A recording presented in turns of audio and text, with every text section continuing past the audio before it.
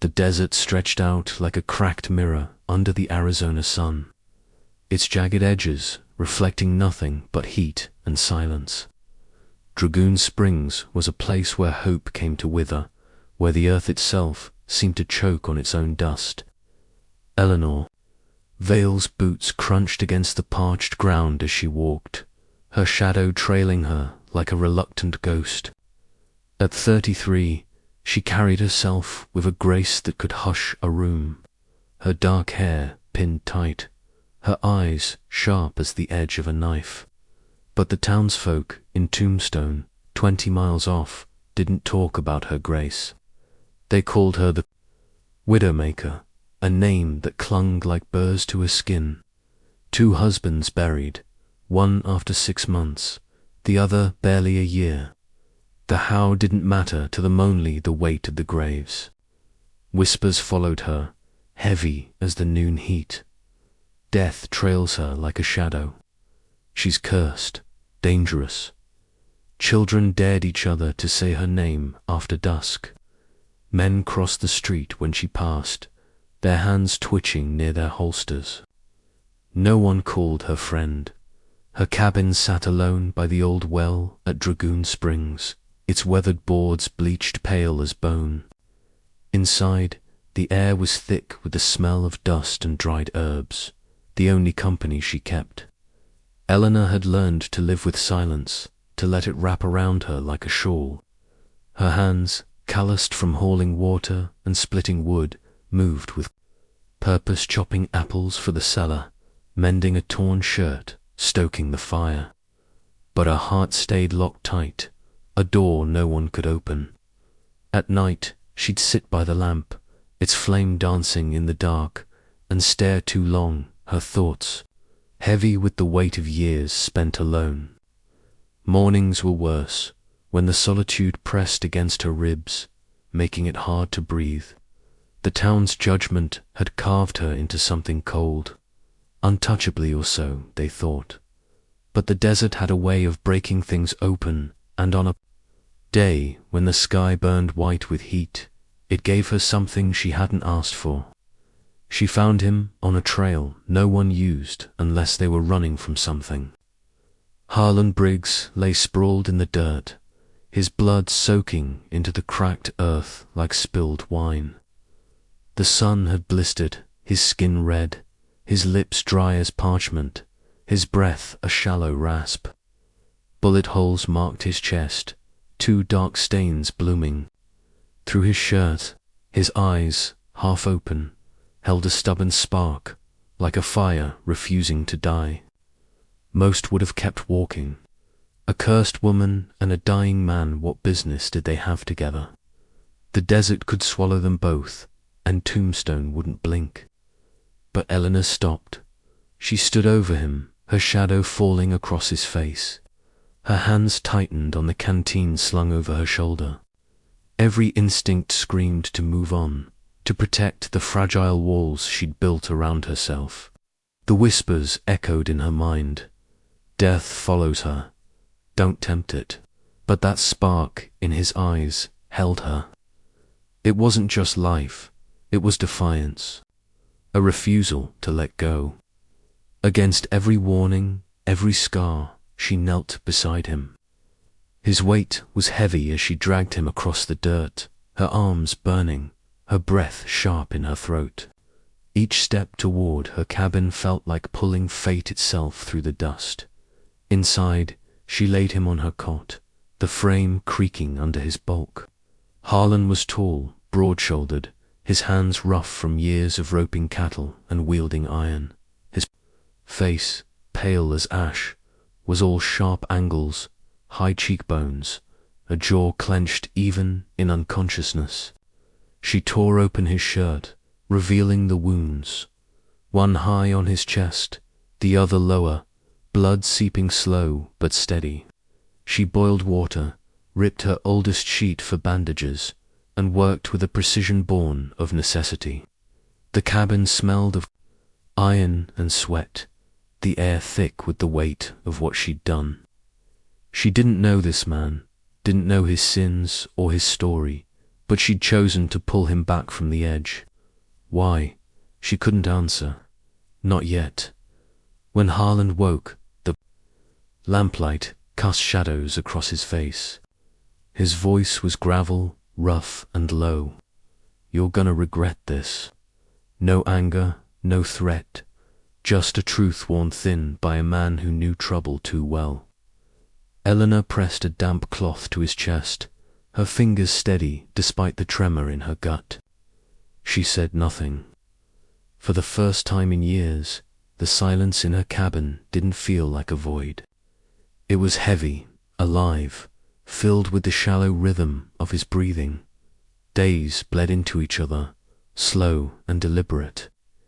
Eleanor was no nurse, but she knew how to keep death at bay.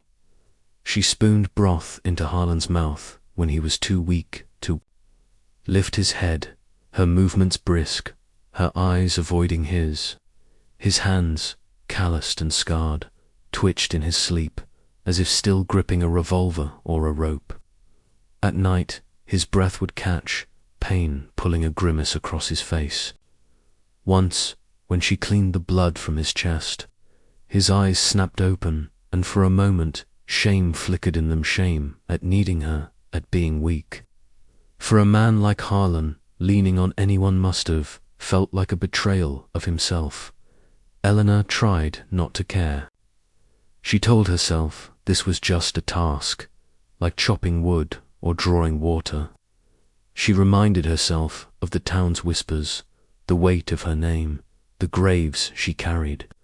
But every time Harlan fought for air, every time his lips moved in his sleep, chasing ghosts she couldn't see, something in her cracked. She began to wait for his eyes to open in the morning, to watch the way his chest rose and fell, proof he was still here. Sometimes she caught herself humming an old hymn her mother used to sing, filling the cabin with a warmth she hadn't known in years. On the third evening, Harlan asked for water. His voice was stronger, though still rough as the desert itself. He studied her in the lamplight, his grey eyes searching, as if trying to unravel why she'd saved him. She held the cup to his lips, meeting his gaze for only a heartbeat before looking away, her hands tightening on the tin. When he drank, he choked, coughing hard enough to nearly spill it all. Eleanor gave him a sharp look, the kind that hid, a smile she wouldn't let show. For a moment, the cabin wasn't a sick room. It was a place where life still had a chance.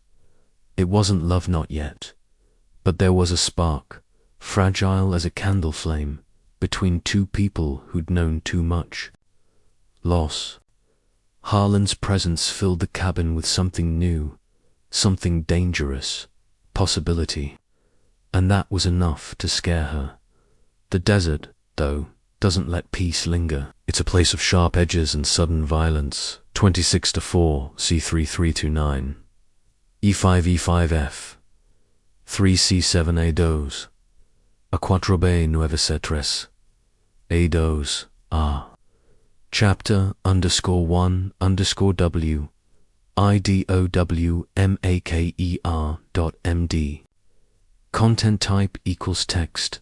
Markdown greater than edges, where the air itself seemed to hum with menace. On the fifth evening, the heat hung heavy, the kind that made the cabin's walls sweat. Eleanor stepped outside to draw water from the well, her movements automatic, her mind half lost in the rhythm of Harlan's breathing inside. The horizon was a blur of heat, the sky bruised purple at its edges. Then she saw it a shape on the trail, moving slow and deliberate, like a predator stalking prey. A rider, his horse's hooves, kicking up dust that glowed gold in the fading light. Her stomach turned cold, a prickle of instinct she hadn't felt in years. By the time the stranger tied his horse to the fence post, Harlan was sitting up inside, his hand pressed to his bandaged chest, his eyes sharp despite the pain. The man stepped into the cabin without knocking, his boots leaving trails of dust on her clean floorboards. Jed Carter, his name was a whisper in Arizona, a bounty hunter turned outlaw, a man who carried death in his shadow. His smile was thin, never reaching his eyes, which were cold as the barrel of a gun. He let his gaze crawl over the cabin, lingering on Eleanor like she was something to be claimed. Eleanor's heart pounded as she reached out, her fingers brushing Harlan's shoulder. He was still there, still breathing, slumped against the wall. Carter groaned from the floor, his laughter broken, blood pooling where Harlan's bullet had. Found him, his voice rasped, bitter and cold. This ain't over, not for her. Even his dying words were a wound, a promise of trouble still to come.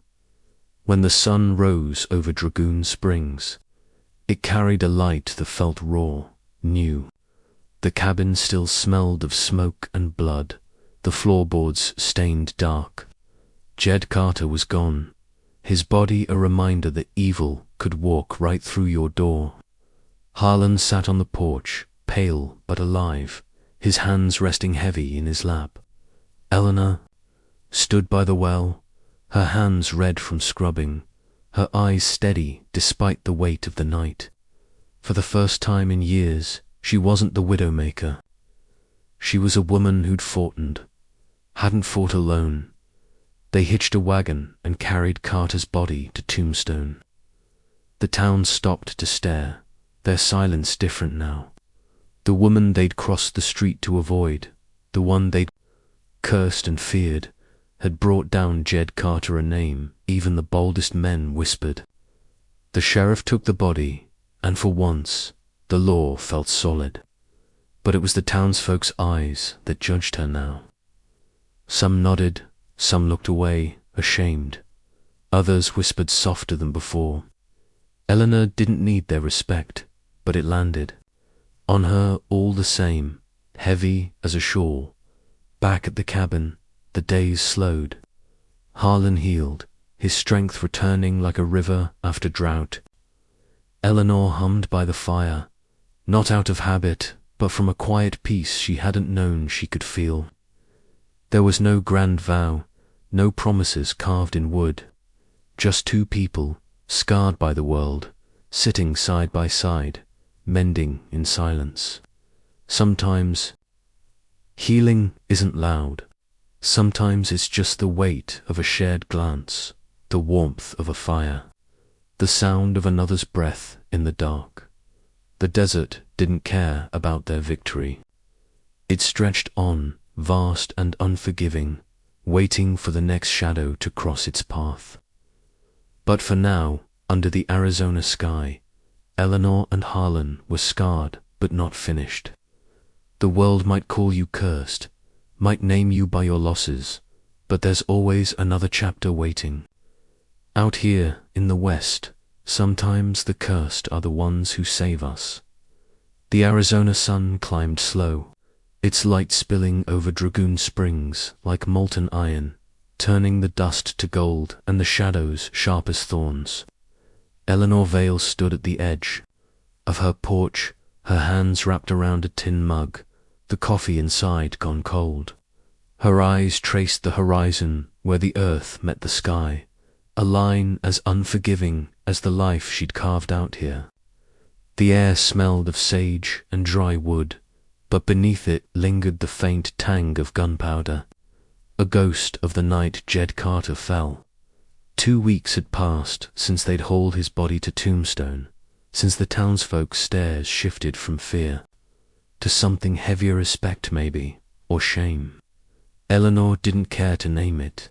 She'd spent years ignoring their whispers. What mattered was the quiet that had settled in her cabin, a quiet that wasn't empty anymore.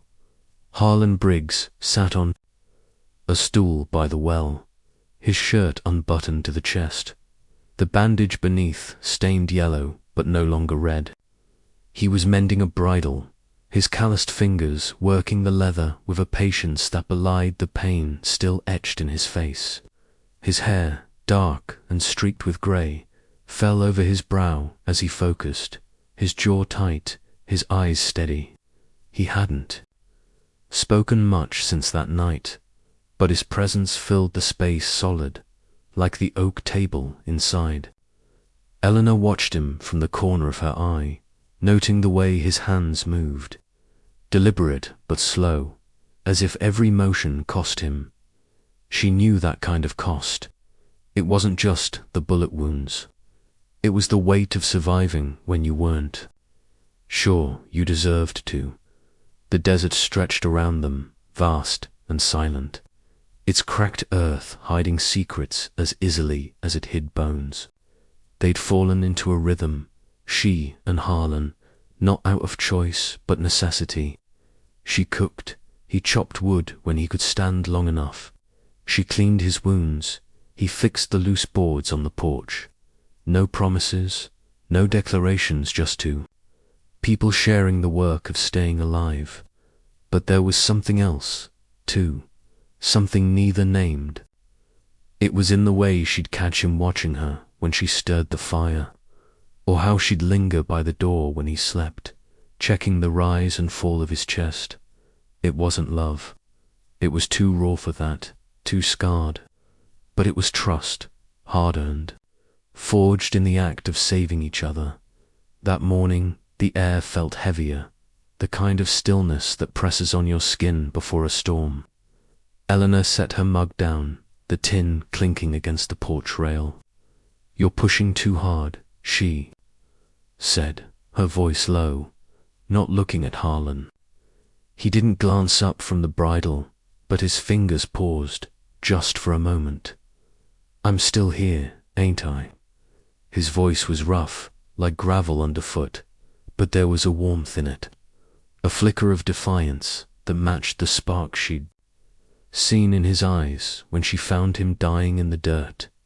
She turned to face him, her arms crossed, her lips pressed thin, barely. The word hung between them, sharp but not cruel. Harlan's mouth twitched, not quite a smile, and he went back to his work. The silence that followed wasn't empty, it was the kind that carried weight, the kind that held two people who'd seen too much to need many words. But the desert didn't care for their quiet. It had a way of breaking things, of turning peace into a lie. As Eleanor turned back to the horizon, a faint cloud of dust rose in the distance, small but growing, like a bruise spreading under skin. Her stomach tightened. Riders didn't come to Dragoon Springs unless they wanted something or someone. She glanced at Harlan, who'd noticed it too, his hands stilling on the leather, his eyes narrowing. "Trouble?" she asked, her voice steady despite the pulse quickening in her throat. "Could be," he said, standing slow, one hand pressed to his chest. He reached for the revolver at his hip, the motion instinctive, though his fingers trembled slightly. Eleanor stepped off the porch, her boots crunching in the dirt, and grabbed the rifle leaning against the wall. The weight of it was familiar, grounding, but it didn't ease the cold, not in her gut. They stood side by side, watching the dust cloud grow, the faint thud of hooves carrying through the still air. 3 riders appeared, their shapes sharpening against the haze. The lead man sat tall in the saddle, his hat low, his coat long and black, flapping like a vulture's wings. The other 2 flanked him, their faces shadowed, their hands resting easy on their guns. Eleanor's grip tightened on the rifle, her knuckles whitening. Harlan's breath was steady beside her, but she could feel the tension in him, like a wire-pulled taut dot. The lead rider reined up a dozen yards from the cabin, his horse snorting, its hooves pawing the ground. He tipped his hat back, revealing a face carved sharp by the sun-high cheekbones, a scar running from his temple to his jaw, eyes like chipped flint. "Name's Amos Kane," he said, his voice smooth but heavy, like oil sliding over steel. Heard a story about a man who didn't die when he was supposed to, and a woman who don't seem to know when to walk away. Eleanor's blood went cold, but she didn't flinch. She'd heard worse from the mouths of tombstone drunks. Harlan stepped forward, his revolver still in hand, his voice low. You got business, say it. If not, keep riding. Kane's smile was slow, predatory, the kind that made your skin crawl. Oh, I got business, Briggs. You owe a debt, blood for blood. You know how it works out here. His eyes flicked to Eleanor, lingering too long, claiming her with a glance. And you, Widowmaker, seems you've got a knack for picking the wrong men. The air thickened, the words landing like stones. Eleanor felt Harlan tense beside her, his hand tightening on the gun. She wanted to speak, to spit back something sharp, but her throat was dry, her mind racing. Debt, blood.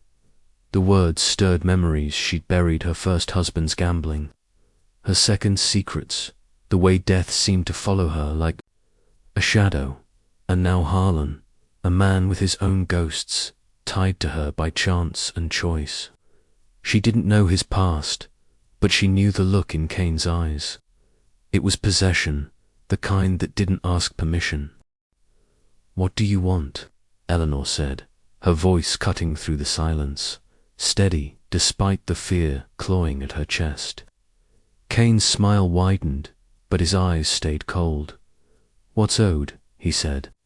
Briggs knows. A job went south in Tucson. Money lost, men dead. Someone's gotta pay. He leaned forward in the saddle, his voice dropping low. And I ain't particular about who. Harlan's jaw clenched, his eyes locked on Kane. You want me, you come for me. Leave her out of it. His voice was quiet, but it carried the weight of a man who'd faced death and walked away. Eleanor's chest tightened. He was protecting her, but it wasn't weakness. It was the same defiance that had kept him alive in the dirt. Kane laughed, a sound like dry leaves skittering across stone. Ain't that sweet? He said, his gaze sliding back to Eleanor. But the desert don't care about your heart, woman. You should have learned that by now. He nodded to his men, who shifted in their saddles, hands twitching toward their guns. We'll be back. Tomorrow, sun up. You decide how this ends. The riders turned and rode off, their dust trailing like a warning. Eleanor's heart pounded, her breath shallow, but she didn't move until the horizon swallowed them. Harlan lowered his revolver, his hand shaking now, not from fear but from the effort of standing. He looked at her, his eyes heavy with something. Unspoken, guilt, maybe, or regret. I brought this to your door, he said, his voice barely above a whisper. Eleanor shook her head, her lips pressed tight. Don't, she said. You didn't ask me to pull you out of the dirt. I chose. That her words were sharp, but they weren't blame. They were truth, raw and unyielding. She turned back to the cabin, her boots heavy on the porch, but inside, her mind was racing. Kane's words had stirred something deep, something she'd tried to bury with her husband's graves. The town called her cursed, but this wasn't. Fatit was men, their greed, their violence, their need to claim what wasn't theirs. And now Harlan was tangled in it, his past catching up like a storm on the horizon. Inside, the cabin was dim, the air thick with the smell of coffee and wood. Harlan sank onto the cot, his breath uneven, his hand pressed to his chest. Eleanor set the rifle against the wall and filled a cup with water, her hands steady despite the tremor in her heart. She handed it to him, their fingers brushing for a moment, his skin warm against hers. He drank slowly, his eyes on the floor, avoiding hers. Tell me, she said, her voice low but firm. What's he after? Harlan's jaw tightened, his fingers gripping the cup. Tucson, he said finally, his voice rough. A year back, I ran with a crew. Smugglers, gold, mostly cumin up from Mexico. Things went bad. A deal broke. Men died. I walked away. They didn't. He paused, his breath catching, not from pain but from the weight of memory. Cain was part of it. He don't forgive, and he don't forget. Eleanor stood silent, her arms crossed, her eyes tracing the lines of his face. She'd known men like him, hard men, scarred by choices they couldn't undo. But there was something else in Harlan, something that hadn't broken, even now. She saw it in the way he'd stood against Cain, the way he'd spoken for her, not out of obligation, but because it was right. She didn't pity him, she respected him, the way you respect a tree that grows crooked but still stands against the wind. And you, she asked, what do you want? He looked up, his grey eyes meeting hers, steady despite the pain. To live, he said simply, and to keep you from pain for my mistakes. Her chest tightened, not with fear but with something warmer, something dangerous. She turned away, busying herself with the fire, the crackle of wood filling the silence. She didn't trust her voice, didn't trust the way his words made her feel seen. Not as the widowmaker, but as Eleanor, a woman who'd fought to keep him alive. That night, the desert was quiet, the kind of quiet that presses on your ears, heavy with secrets. Eleanor lay on her pallet by the fire, the cot given to Harlan, his breathing uneven in the dark. She stared at the ceiling, the wood beams etched with shadows, her mind turning over Cain's words, Harlan's past, her own. She'd buried 2 husbands, not by her hand, but by the world's cruelty gambling debts, a bar fight gone wrong. The town had named her cursed, but she'd never believed it, not fully. Yet now, with Cain's shadow looming, she wondered if the desert itself was testing her, daring her to fight for something beyond survival. Harlan's voice broke the silence, low and rough. You don't have to do this, Eleanor. You can walk away. I won't hold it against you. She turned her head, his face a shadow in the firelight, and leave you to die. Her voice was sharp, but there was no venom in it. I didn't drag you out of the dirt to watch you bleed again. He was quiet for a long moment. Then, why'd you do it? Save me. She didn't answer right away. Her fingers traced the edge of her blanket, the coarse weave grounding her. Because I saw you fight, she said finally. Not just to live, but to not give up. I know what that takes. Her voice was steady, but her heart wasn't. She'd spent years alone, locking away the part of her that cared, that hoped. Harlan had cracked that open, not with words, but with the stubborn way he kept breathing, kept fighting. He didn't respond, but the silence between them was different, now warmer, heavier, like the air before rain. She closed her eyes, but sleep didn't come. The desert was waiting, and so was Cain. Morning broke hard, the sun clawing over the horizon, painting the earth red. Eleanor was up before dawn, her hands moving fast, checking the rifle, filling canteens, packing what little food they had. Harlan watched her, his movements slower but deliberate, his revolver cleaned and loaded. They didn't speak much, but their actions were a conversation, her tying a knot, him sharpening a knife, each motion a promise to stand together. The dust cloud came at sunup, just as Cain had promised. For riders this time, their shapes dark against the rising light. Cain led them, his coat flapping, his smile gone, replaced by a hardness that made Eleanor's skin prickle. They stopped closer than yesterday, their horses snorting, their hands steady on their guns. Kane's voice was cold, no longer playing. "Time's up, Briggs. You run, we hunt. You stay, we bury." Harlan stepped forward, his revolver at his side, his voice steady. "Then come for me. But you touch her, and I'll make sure you don't walk away." Eleanor's heart pounded, but she raised the rifle, her aim steady on Kane's chest. She didn't speak, her silence was enough, a defiance carved in the way she stood, shoulder to shoulder with Harlan.